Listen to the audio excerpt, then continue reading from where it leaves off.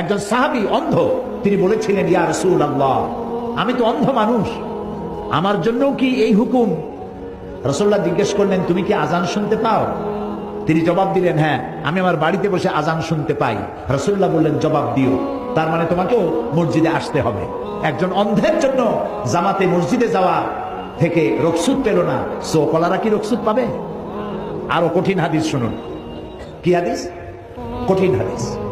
নবী করিম সাল্লাল্লাহু আলাইহি ওয়াসাল্লাম বলেছেন, মসজিদে আজান হয়েছে, আজান শোনার পর যে ব্যক্তি বাড়িতে বসে নামাজ আদায় করে, ওই বাড়িতে যদি নারী আর শিশু না থাকতো, আমি হুকুম করতাম আগুন দিয়ে জ্বালায় দাও।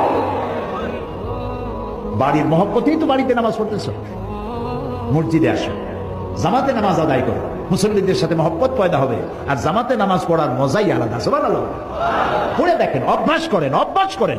বাড়ির পাশের মসজিদে যাবেন, আর ফজরের নামাজের পর আপনি যখন ফজরের নামাজের আজান হবে, আপনি উজু করে বেরিয়ে মহল্লা দিয়ে যখন মসজিদের দিকে যাবেন, আসসালাত আসসালাত, ও ভাই নামাজের আজান হয়ে গেছে, ওঠো ভাই ওঠো, কে ঘুমায় আছে, ওঠো, নামাজের জন্য চলো।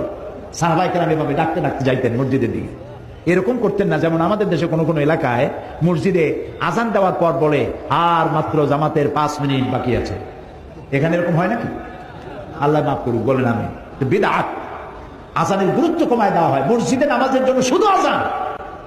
আজান এবং নামাজ আল্লাহ রসুলের কথা ছাড়া এখানে অন্য কোনো কথা হতে পারে না, অন্য কোনো মাইক দিয়ে অন্য কোনো ডাকা হবে না।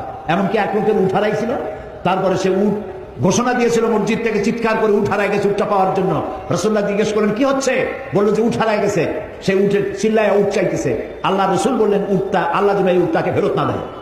তার মানে এই মসজিদ থেকে আপনি আপনার নিজস্ব কোনো স্বার্থের কথা, এই জাতীয় কথা আপনি বলতে পারবেন না। নামাজের জন্য শুধুমাত্র আজান হবে। তো একদিকে